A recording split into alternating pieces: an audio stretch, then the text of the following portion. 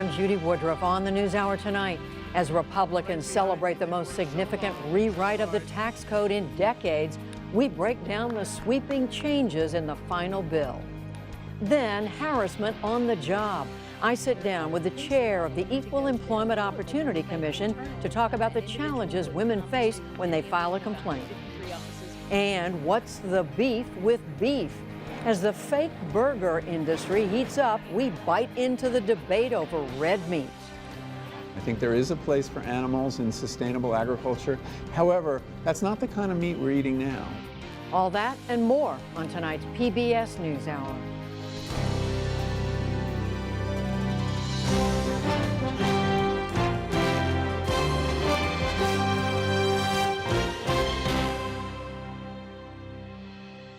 Major funding for the PBS NewsHour has been provided by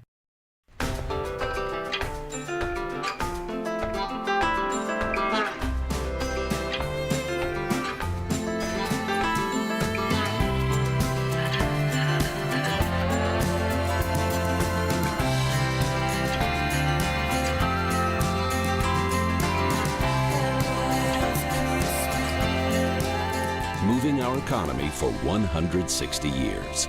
BNSF, the engine that connects us.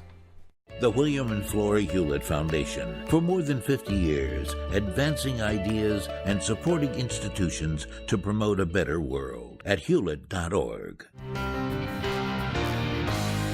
And with the ongoing support of these individuals and institutions.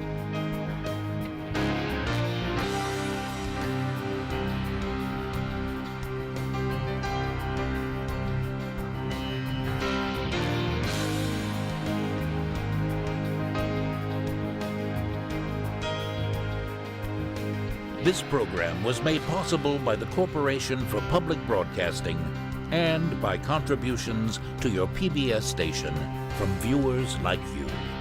Thank you. Congress moved this evening to pass a temporary spending bill that will keep the federal government running through January 19th. The House of Representatives passed a Republican measure, and the Senate moved to follow suit. It includes short-term health care funding for veterans and children from low-income families. But the two political parties still argued over the outcome. Without action on this bill, existing government funding will expire tomorrow, and the government will shut down.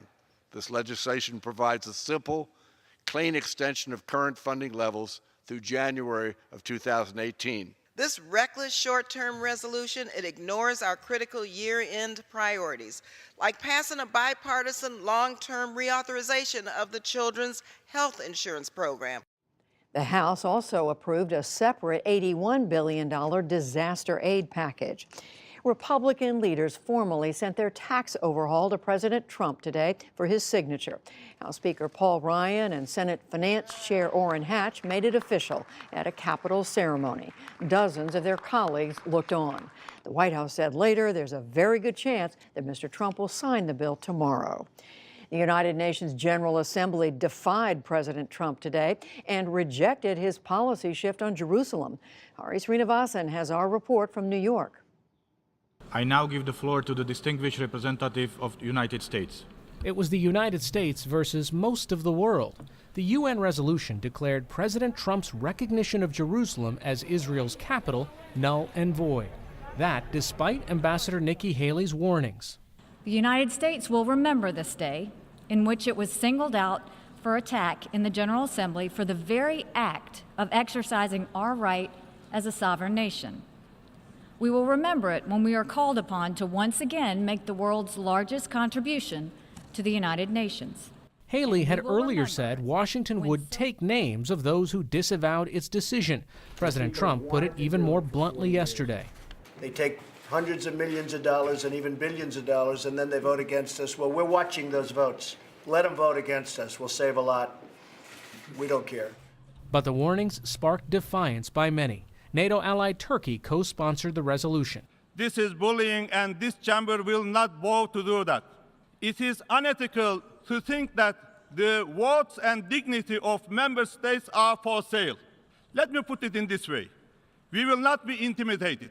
In the end, 128 of the UN's 193 members voted for the resolution.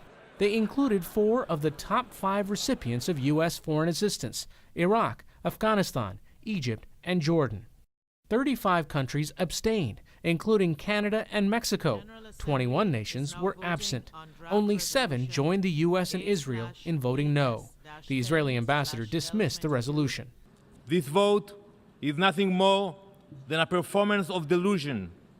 The Palestinians know this resolution is a fraud. They know this resolution does absolutely nothing for the lives of the Palestinian people. But the Palestinian foreign minister insisted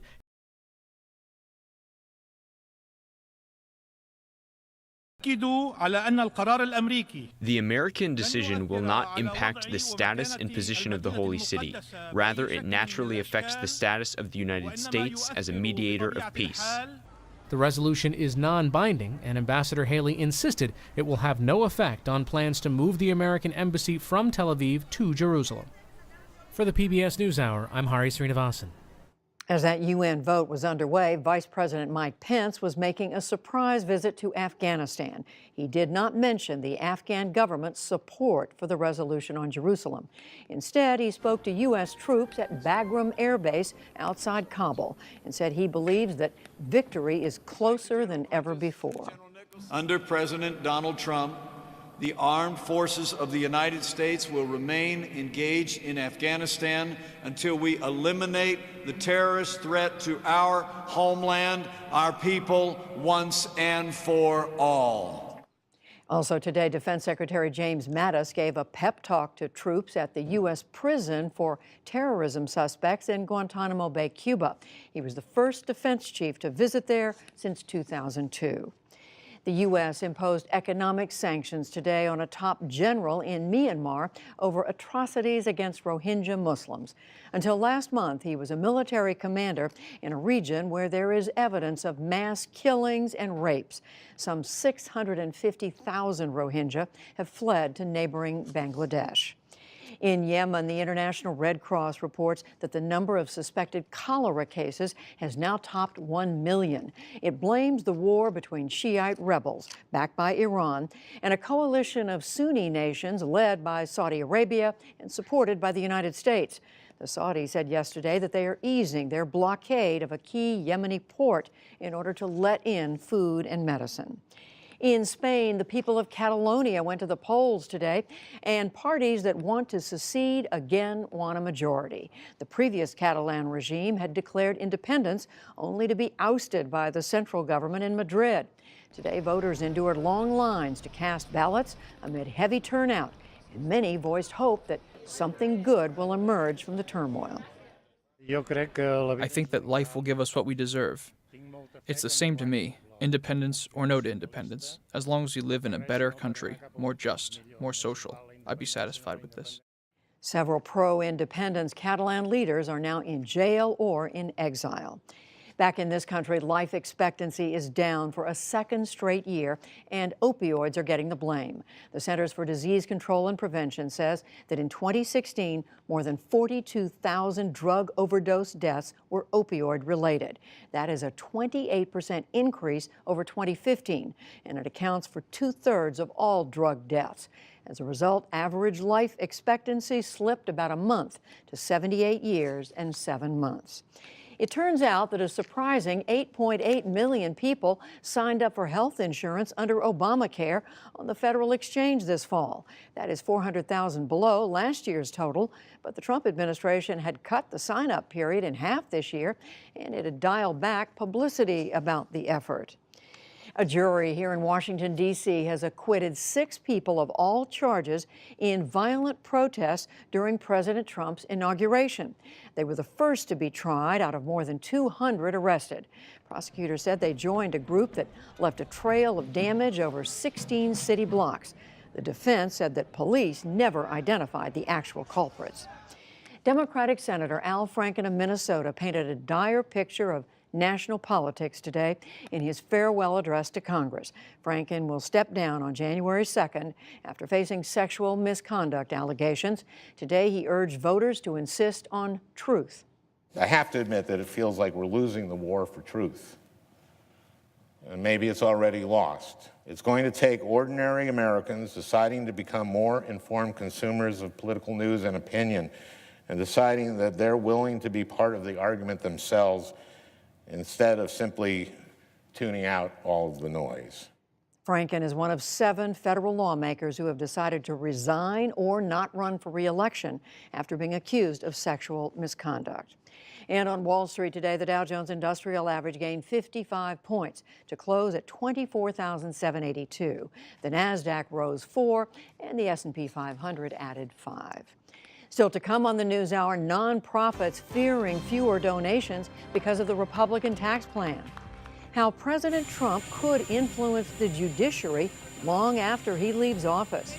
The head of the Equal Employment Opportunity Commission on handling sexual harassment complaints, and much more.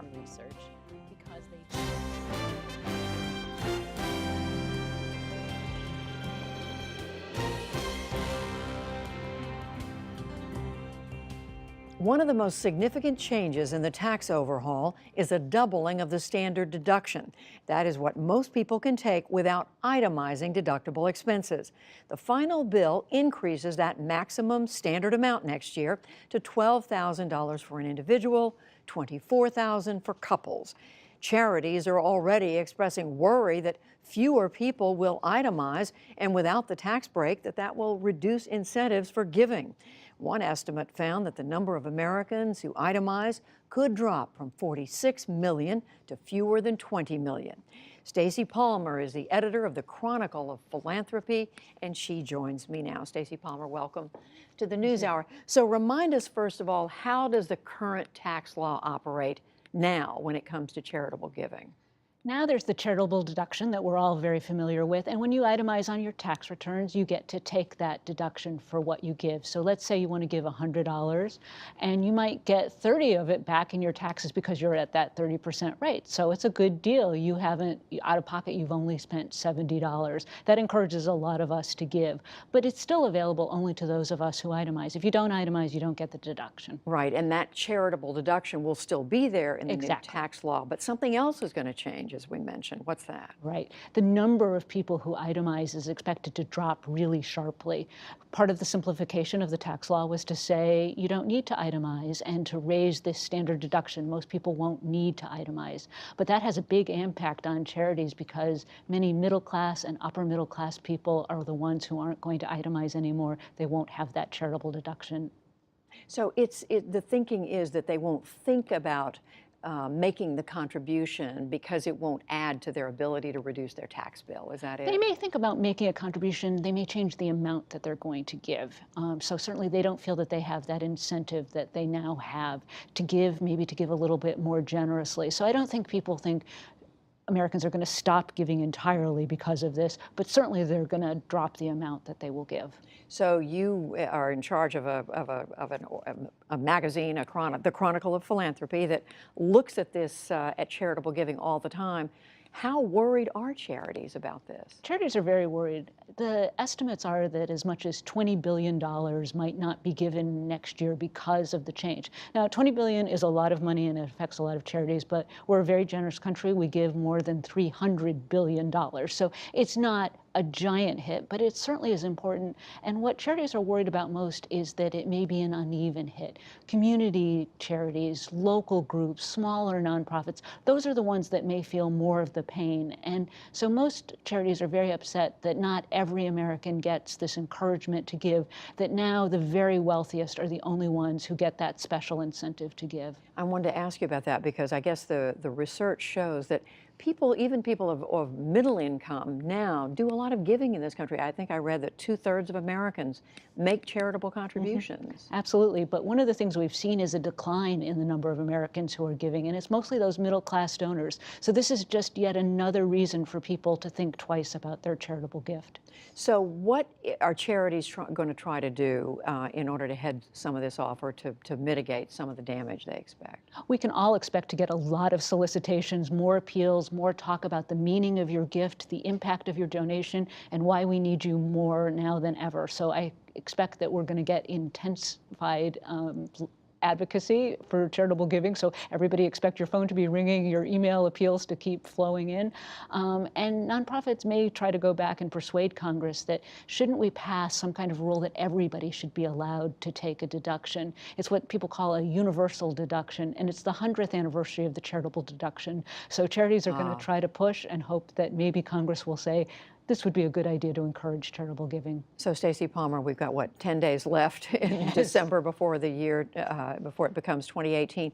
What could people do now if they want to try to head this off in some way, or to make sure that they do the giving that they want to do? It's a good year to give very generously, and a lot of people are doing that, and you have until December 31st. If you make an online gift, as long as it's on your credit card right up until then, you still have some time to take advantage of it and take advantage of current law. And a lot of people are doing that now and prepaying as much as they can. And I read that there is also some advice for older Americans. There is a way they can talk to their accountant about how they take retirement. Exactly. There's something where you can give from your retirement account, and that rule didn't change. And you can give very generously. You're required to give every year out of your retirement account if you're 70 and a half and older, and that's a great way to give tax-free. All right, Stacey Palmer with the Chronicle of Philanthropy. Thank you very much. Thank you.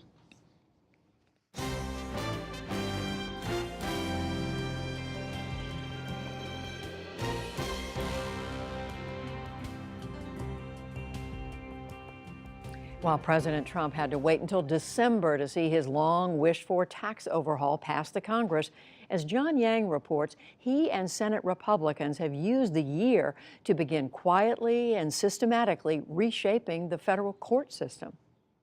Hearings for judicial nominees can be sleepy affairs, but late last week... Do you know what a motion in limine is? I would probably not be able to give you a good definition right here at the table. Do you know what the Younger abstention doctrine is? I've heard of it, but again... How about the Pullman abstention doctrine? I heard... You'll all see that a lot in federal court. Okay. Matthew Peterson's inability to answer Republican Senator John Kennedy's basic questions about legal procedure led him to drop out of consideration for a seat on the powerful district court in Washington. He was the third of President Trump's court picks to step aside in a week amid questions about their qualifications and temperament. Brett Talley dropped his bid after questions were raised about his background and his failure to disclose a conflict of interest. His wife is a White House lawyer. I mean, it's disgusting. A 2015 video surfaced of nominee Jeff Mateer criticizing same-sex marriage and calling transgender children evidence of Satan's plan. We will set records in terms of the number of judges. Despite these setbacks, the Senate has confirmed a record 12 Trump picks for the influential federal appeals courts, the fastest success rate for any president ever. There has never been anything like what we've been able to do together with judges. Yale law professor Akil Reed Amar. The biggest thing people are missing is that they may have noticed several of President Trump's spectacular failures among district court nominees, pulled nominations, viral videos, and the like. That's all very interesting, but a bit distracting because he's been spectacularly successful at the federal court of appeals level, and that's where the real action is, because those are the judges that will change the law and shape the law going forward for the next 30 years. The Supreme Court hears only dozens of cases a year. That means federal appeals courts have the final word on tens of thousands of matters that don't reach the justices.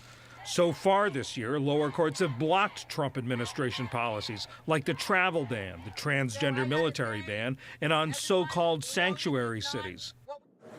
In 2013, the then-majority Democrats changed Senate rules to require only 51 votes for judicial confirmations. Now Republicans are using that to reshape the federal judiciary. He's picking conservative idea people of all sorts of different flavors of conservatism. They tend to be largely, overwhelmingly really white. They are more male than President Obama's appointees on average were, and they're younger. So these are folks who are going to be around for a very long time shaping the law. Even picks who have won confirmation have generated controversy. One was appeals court nominee Leonard Stephen Graz, who took heat for past statements on abortion and same-sex marriage. You are the first circuit court nominee since 2006 to receive a unanimous not qualified rating from the ABA. I do respectfully disagree with the result. Graz was confirmed this month along party lines. And now confirmed Judge John Bush was grilled about blog posts that compared abortion to slavery. Mr. Trump still has more than 40 nominees pending and more than 100 vacancies yet to fill. For two different perspectives on this, we're joined by Vanita Gupta. She's the head of the Leadership Conference on Civil and Human Rights, and she ran the Civil Rights Division in the Obama Justice Department. Also by Ilya Shapiro. He's a senior fellow in constitutional studies at the Cato Institute, which is a libertarian think tank here in Washington. Thank you both for joining us. Ilya, let me begin with you. We saw in that tape piece the three recent nominees who withdrew. That's leading a lot of critics to say this process is moving too fast. They're not vetting them carefully enough, the nominees carefully enough. And not only that, but that the administration is more interested in ideology rather than traditional experience and background. What do you say to those critics? Well, it depends what you mean by ideology. I think there is an emphasis on finding people who are committed intellectually and by their experience have a paper trail that defends originalism and textualism, not simply a crony or a hack that's been spent all their time in the Bar Association or something like that. So it's not those kind of so-called traditional qualifications, but certainly as we've seen from the circuit court nominees, the dozen that have been confirmed and others, a lot of folks that have clerked on the Supreme Court that have made Donald Trump's not-so-short shortlist for elevation to the Supreme Court, really stellar reputations nationwide. So yeah, you could have a few bad apples here and there, but I think the emphasis on youth, certainly you want to have a long-term impact and on having a jurisprudential focus so that you actually have people committed to a certain vision of legal policy. Focusing on a certain vision, what do you think of that, Vanita? Well, I think you need to have qualified people, and what you saw with folks like Brett Talley and Jeff Mateer are not just a concern about qualifications, but also a real concern about bias. When you had Jeff Mateer saying that transgender children are part of Satan's plan, you have Brett Talley, who's actually at the Justice Department, supposed to know how vetting works and is overseeing that operation, failed to disclose on his confirmation papers that his wife works for the White House counsel's office by way of potentially presenting a conflict. That goes to something deeper, and there's concerns not only with Peterson, you had a concern about lack of basic knowledge of legal doctrines. Here it's a concern about qualifications, it's a concern about bias. Federal judges have lifetime appointments, and they're considering some of the most important, crucial matters of life and liberty in people's lives, and it's an incredibly important thing for people to be able to feel like they can have an impartial hearing before a federal judge. Ilya, another point that critics are making is that the majority of the nominees, of the Trump nominees, have been white men. Should diversity matter, that sort of diversity matter in judicial appointments? Well, it depends on the pool you're looking for. If you're looking at conservatives and libertarians, if you're looking at originalists and textualists, there's just not that many, say, females of color in that pool. That's just the way things are. And so if you are looking for a particular intellectual and jurisprudential background, even if a lot of them are white men, you still have such stellar nominees as Amy Coney Barrett and Joan Larson and Allison Ide, for that matter, Amul Thapar and Jim Ho. So it's not uniformly white men. It's the best of different in that pool without regard to race or sex. Vanita? I mean, the numbers actually on Trump's nominees are really stark. 90% of the nominees being put forth are white, 80% are male. That's a pretty striking number. And I think Ilya's response to say that the reason why you don't see more diverse pool of candidates is because the judicial philosophy that's putting forth is really mostly adhered to by white men. I think that says everything that you need to know about what's happening with these nominees and the vision that they're putting forth. But it matters for people to be able to have confidence in the justice system, to believe that it represents the community in which the courts sit, and that can have a real impact. That's why diversity matters. It isn't sufficient. You've got to have proper, adequate qualifications, but it certainly matters. One thing I want to ask is that as we have this process of one side the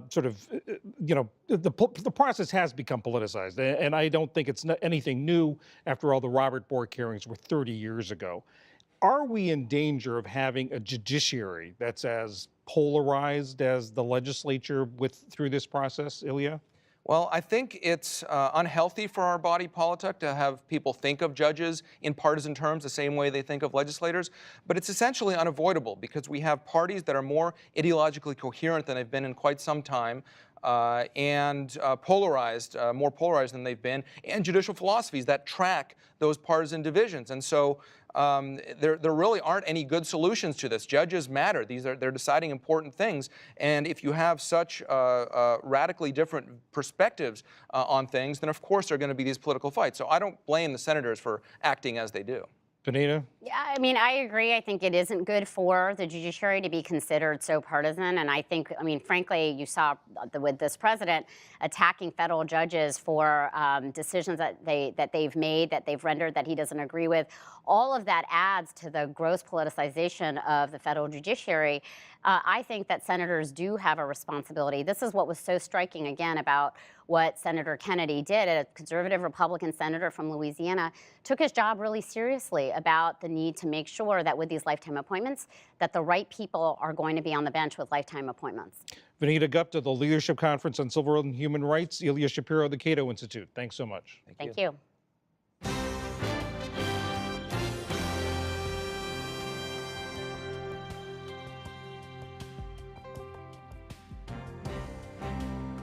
Stay with us. Coming up on the NewsHour, adding up the costs of our meat-loving habits. The man who leaked the Pentagon Papers warns of nuclear war, and how hip-hop influences an American poet. But first, sexual harassment in the workplace. We've spent time talking about what may change in light of the conversation around Me Too. One of the questions up for discussion is what happens when workers file complaints with the government. Anyone who wants to bring a lawsuit must first file a complaint with the Federal Equal Employment Opportunity Commission, or EEOC, or an equivalent state agency.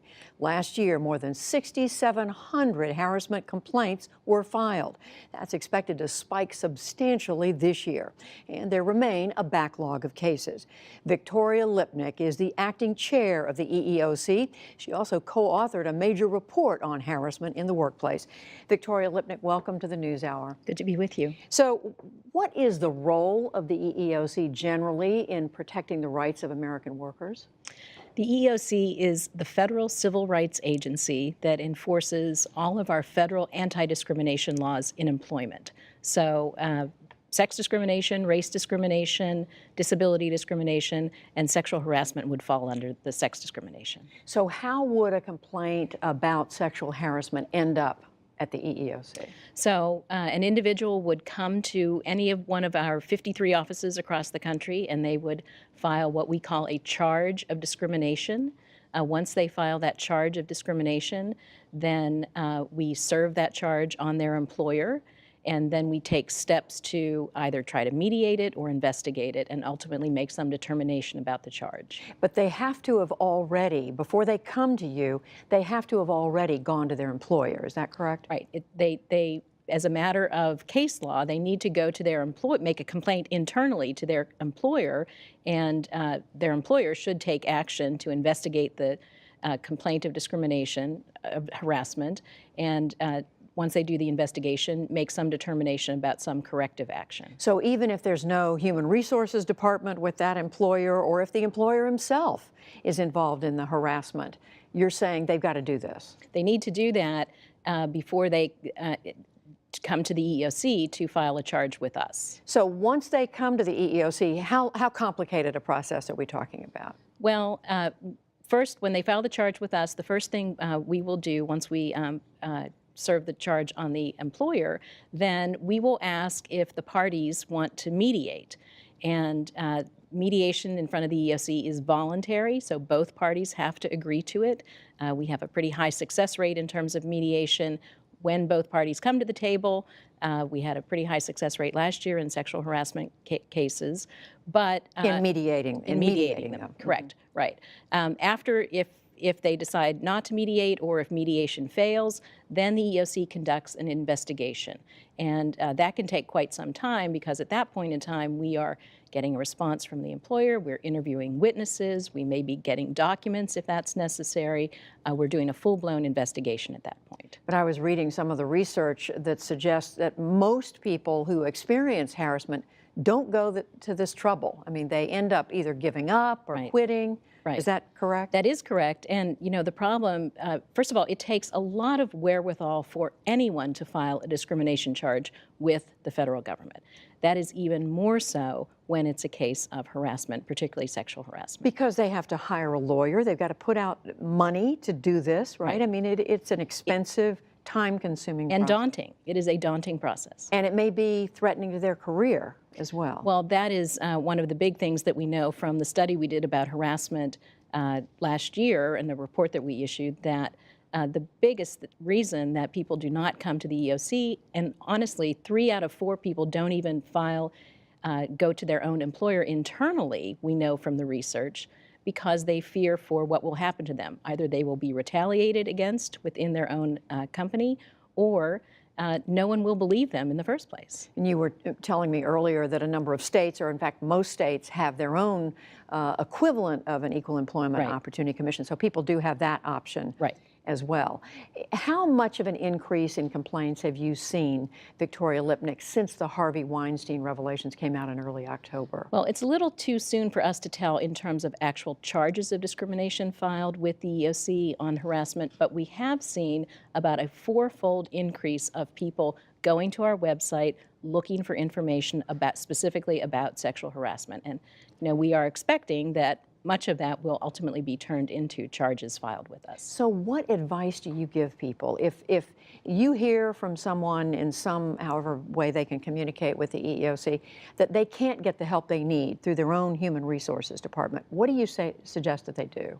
Well, certainly, I mean, we want them to file a charge with us if that's the case. I mean, they ultimately are coming to us if they have been dissatisfied with what process has taken place with their own employer. But they should also contact private legal counsel to begin with. You know, from the minute they're starting the process, they will get a lot of support and a lot of advice along the way if they do that. So this has to have been a pretty serious claim for them to call and get a lawyer. And then think about going to a federal agency. Yes. I mean, it is not easy for anyone in any type of employment situation to you know, file some claim against their employer. And again, that is particularly so in sexual harassment situations. Do you believe more people should be taking formal action, or should there be more ways to resolve these cases informally in the work environment? Right. I think it has to be a combination of both. So one of the things that we found, and the reason that we put a task force together almost 3 years ago to look into this issue, is that liability as a cure for harassment has not worked particularly well, and that there have to be other things that are explored as a prevention measure. Most people who are in a situation where they are being harassed at work, what they want more than anything is for the harassment to stop. They're not thinking they want a lawsuit or that they want to go to the federal government about it. They want some immediate corrective action. So if the threat of liability on the part of the employer isn't enough, what is going to be enough? Well, we need a sea change in how all of this is approached. I mean, there are a number of things that we made recommendations about a year ago. 5 sort of core principles. There's got to be leadership from the top in an organization. There has to be demonstrated accountability. They have to have policies in place that are communicated to people so they know what to do. They have to have procedures in place that are trusted by the employees. And there has to be training, but training that is meaningful, training that explains to people how to deal with harassment situations in their own workplace and what to do if they are experiencing it. And just quickly, is it your sense that these things are happening now because of all these revelations? They certainly have been happening for you know, the last 30 years in different measures, depending upon the employer. What I think we're seeing now, and certainly we hope that we will see more so at the EEOC, is that there is much more attention and there's much more vigilance about all of these sort of holistic efforts that need to take place within an organization that, may be taking place piecemeal now. Victoria Lipnick, a huge subject we're discussing. Indeed. The acting chair of the Equal Employment Opportunity Commission. Thank you. Thanks for having me.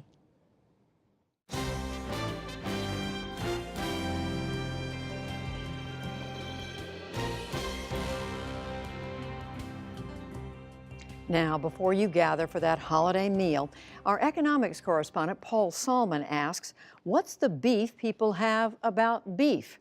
There have long been debates over the environmental effects of the meat industry and moral arguments made against killing animals. The rise in popularity of new meatless options adds a different dimension to the discussion. Paul examines the questions tonight. It's part of his weekly reporting for Making Sense.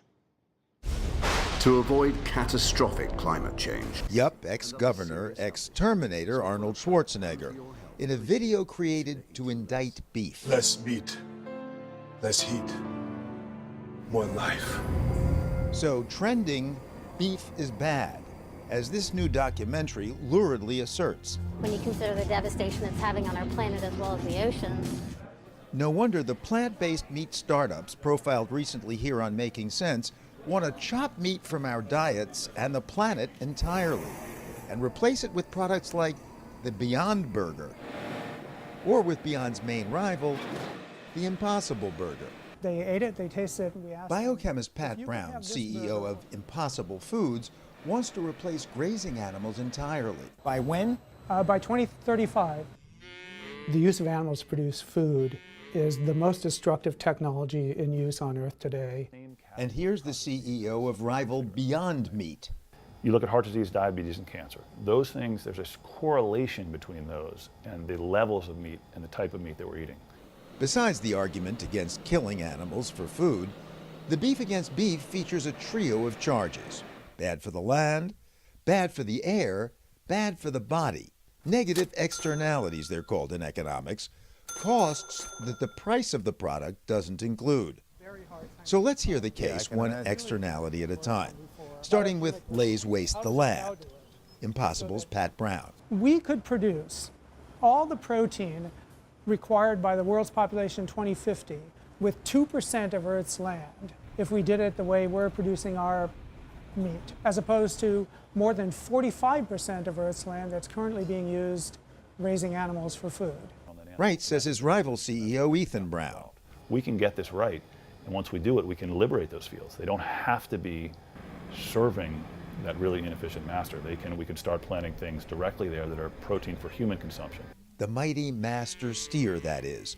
So inefficient that if you take the 30 calories of corn grown in Iowa and turn it into a hamburger, you're lucky to get 1 calorie of new beef that we actually eat. Jonathan Foley of the California Academy of Science. Well, cows and goats and sheep and things are in the brown areas. Foley has actually mapped the land use problem. This is showing the footprint of agriculture on the planet. What really surprises people sometimes is that 38% of all the land on Earth is covered in food. For example, all of this land, 75% of it, all those red areas and a lot of the green areas, are used to produce meat, either directly by grazing or by growing crops that we then later feed to animals in a feedlot. In addition, says Jonathan Foley, growing beef consumption in the less developed world leads to deforestation, clearing the land for cattle. So, what says the defense? Come, cattle! Look at this guy. Would they respond to me too, or no? Anybody that would come out here in an outfit like that, I doubt that they would respond positively to you. In Marin County, California, grass-fed guru Bill Nyman and wife Nicolette, defender of beef. What's so miraculous about these animals is they're basically just taking the energy of the sunlight that's going into the vegetation, and they are converting it with very little input from humans. Humans who can't eat grass. These animals can convert cellulosic material to nutritious and delicious food for human consumption. And I don't think you can do that in a lab. Ag professor Frank Mittlaner echoes the Nymans. So here in California, half of all land in the state is marginal land, is rangeland used for cattle. And without them, you could not use that land for human food production. 2/3 of all agricultural land in the world could not be used for food production for people. So removing grazing animals entirely would leave unfarmable acreage 4 times the size of California. But what about wasted water? It takes nearly 2,000 gallons to produce 1 pound of beef. Compare that to broccoli and cauliflower.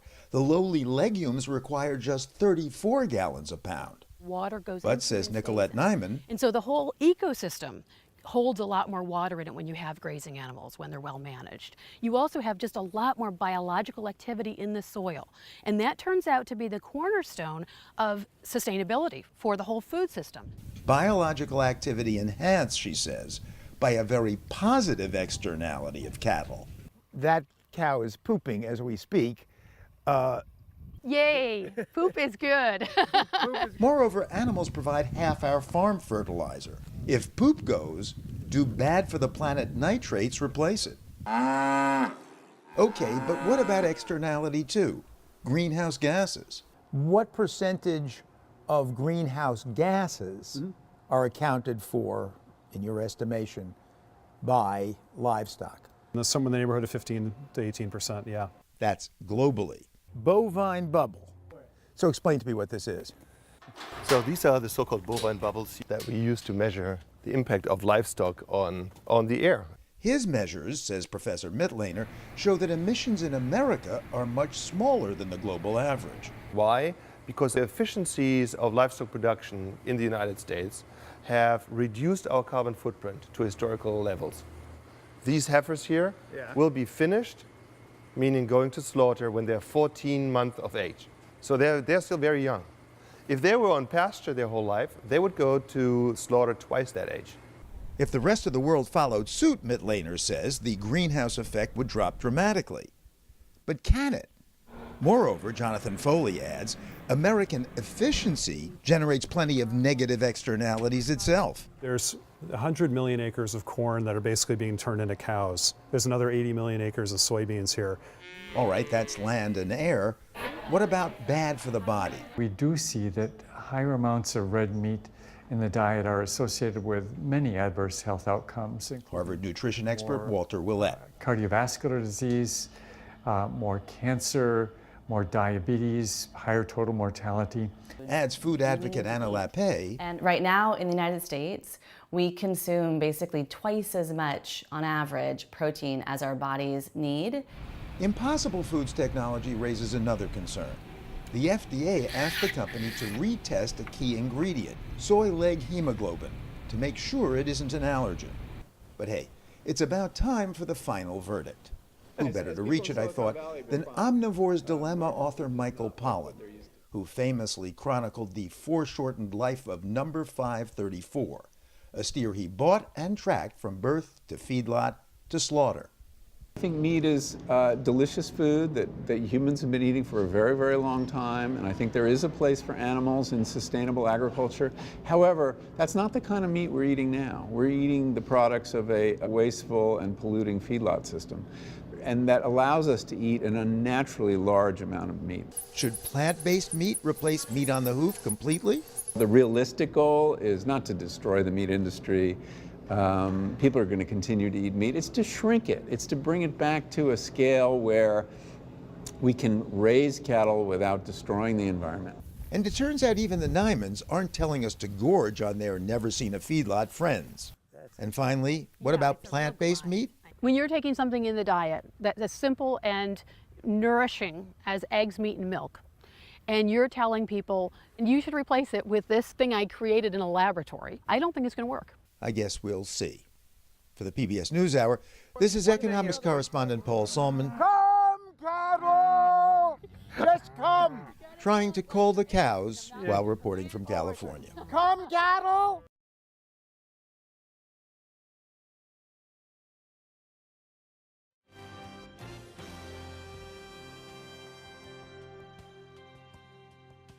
Next, from the whistleblower who released the Pentagon Papers about the Vietnam War, a new book about the dangers of America's nuclear program. William Brangham has that from the NewsHour bookshelf. It was 1971 when military analyst Daniel Ellsberg leaked the Pentagon Papers to the press. They were a top-secret Defense Department study of U.S. military involvement in the Vietnam War. Their controversial publication blew the lid off what one famous journalist called a bright, shining lie. But few know that in the decade before that, during some of the Cold War's most dangerous hair-trigger moments, Daniel Ellsberg also spent years analyzing America's nuclear weapons policy. His new memoir chronicles that period. It's called The Doomsday Machine: Confessions of a Nuclear War Planner. And in it, Ellsberg argues very little has changed about what he calls our immoral and insane policies regarding nuclear weapons. Daniel Ellsberg, welcome to the NewsHour. Thank you.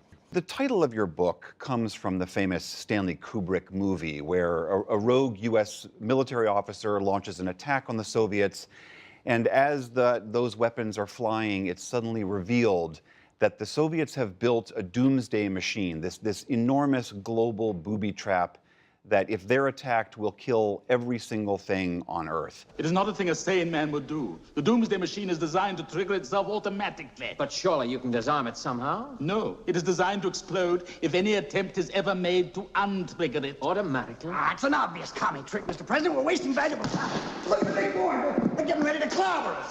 At the time, it was somewhat considered a fantasy idea, but you argue in this book, and this is the title of your book, that's really what we have on our hands, is a doomsday machine. Yes, and we had it then. Kubrick got that idea from Herman Kahn, a colleague of mine and a friend of mine at the Rand Corporation, who put it forth as a hypothetical device for deterrence. But he said that would kill too many people. Surely no one would build a device killing like that. Everyone. He said no one had done it, and no one, he felt, would ever do it. Well, he was mistaken. There was a doomsday machine at that time. We didn't know, actually, till another 20 years about the phenomenon of nuclear winter, that the military targets we were going to hit in cities, and actually in those days, they planned to hit every city over 25,000 in the Soviet Union. And in China, if we were in war with the Soviet Union, we would also hit China.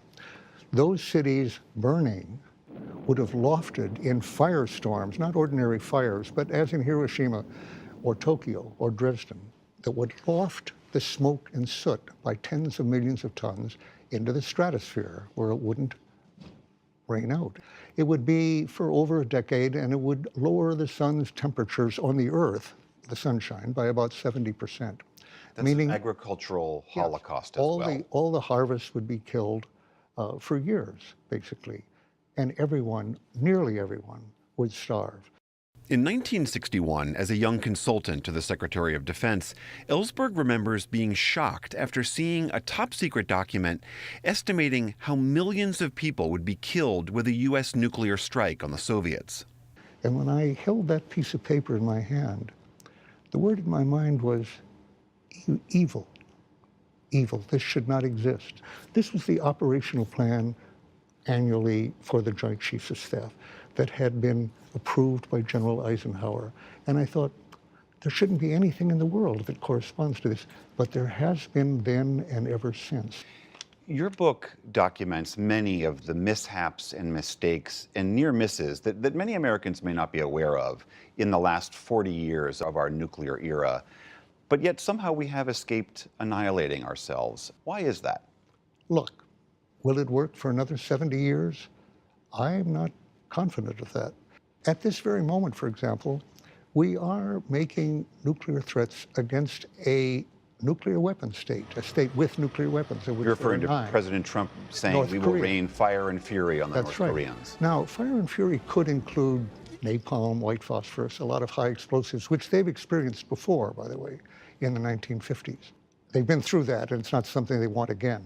But that could quickly escalate. They didn't have nuclear weapons then. There has been no imminent threat of any attack, really, or nuclear attack on a nuclear weapon state since the Cuban Missile Crisis. That was half a century ago. I was part of that, and I have concluded, after 40 years of research, that neither Kennedy nor Khrushchev intended at all to carry out their threats of armed conflict. I believe they both believed in their own minds they were bluffing and that they would back off if necessary. And yet events got away from them, I think we came within a hand's breadth of blowing up the world. So this problem didn't start with Donald Trump, and it won't really end with it.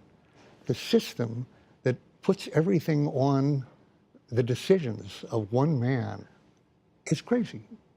In addition to his book, Ellsberg is back in the public eye again because of this. Do you have the papers? Not yet. Steven Spielberg's new movie details the Washington Post decision to publish parts of the Pentagon Papers, the ones Ellsberg leaked, in which the Nixon administration tried to stop. The legal fight went all the way to the U.S. Supreme Court. The movie is called The Post, and it's in theaters this month. I'm just curious why you think the story of the Pentagon Papers is still resonant today. We've had a war going on against the media, and it didn't start with Donald Trump. Barack Obama prosecuted 3 times as many people for leaking as all previous presidents put together. I was the first to face such a prosecution. That's why my name is coming up now, I think, more. There were 2 after me before Obama, and then 9 or 10, depending how you count some of them, under Obama. I believe that Donald Trump has shown every sign that he will continue that, though he hasn't yet. He's actually berated his attorney general for not coming up with indictments for leaks right now. I have no doubt that Attorney General Sessions will meet his demands. The book is called The Doomsday Machine, Confessions of a Nuclear War Planner. Daniel Ellsberg, thank you so much. Thank you for having me.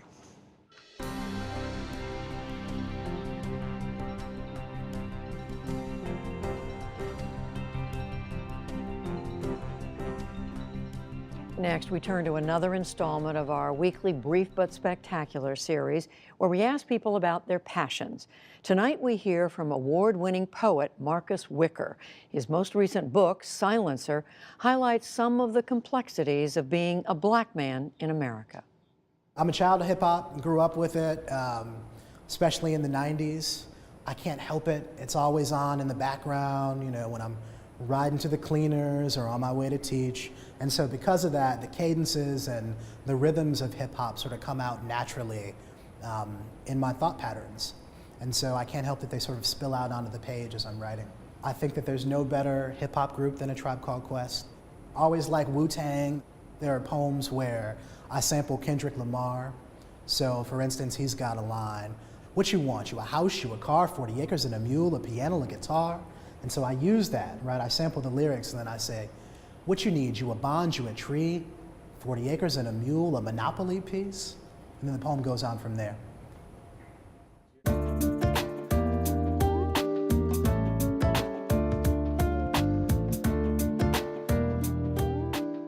I was living in Southern Indiana and teaching, and twice a month I had this guy dinner. We'd go out, we'd get suited and booted. Me, the college professor, another guy was a lawyer, there was a cat who was a skateboarder, and another guy who built fences for a living.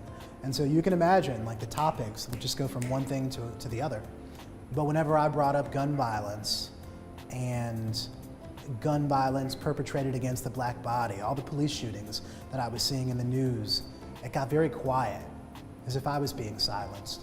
And so I did the passive-aggressive thing that you do as a poet, you write a poem about it. I'm gonna read to you Conjecture on the Stained Glass Image of White Christ at Ebenezer Baptist Church. The title refers to the famous church in Atlanta, Georgia, where you can still see the image of a white Jesus at the pulpit in a predominantly black church. "If in his image made him I, then make me a miracle. Make my shrine a copper faucet leaking everlasting Evian to the masses. Make this empty water glass a goblet of long-legged French wine. Make mine a Prince Purple body bag designed by Crown Royal for tax collectors to spill over and tide into just before I rise. If in his image made him I, then make my vessel of pearl Coupe de Ville. Make mine the body of a 28-year-old black woman in a blue patterned maxi dress cruising through hell on earth, Texas, again alive. If in his image made her we, then why the endless string of effigies? Why so many mortal blasphemies? Why crucify me in HD across a scrolling news ticker tied to a clothesline of broken necks long as time? It's my hope that writing about these things sometimes quietly, the absence of those details, the blood and the gore that you see on the news, that'll be something, that'll be arresting, and that'll be enough to move someone to do something. My name is Marcus Wicker, and this is my brief but spectacular take on beats, rhymes, and poetry. And you can watch additional brief but spectacular episodes on our website, pbs.org/newshour/brief. On the NewsHour online right now, what is the best gift you've ever been given? We asked 13 of the writers, musicians, and other creative people we interviewed this year, including Jonathan Franzen, Trombone Shorty, and Ken Burns. You can find their answers on our website, pbs.org/newshour. All that and more is on our website. You can find it there. And that is the NewsHour for tonight. I'm Judy Woodruff. Join us online and again right here tomorrow evening with Mark Shields and David Brooks. For all of us at the PBS NewsHour, thank you, and we'll see you soon. Major funding for the PBS NewsHour has been provided by BNSF Railway and with the ongoing support of these institutions.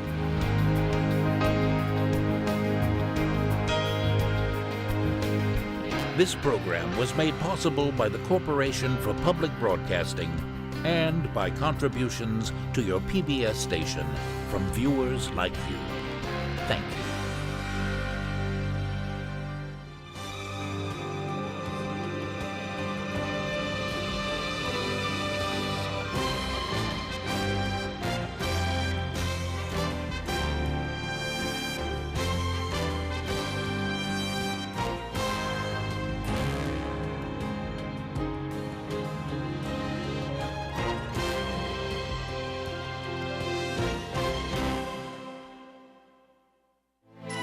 You're watching PBS.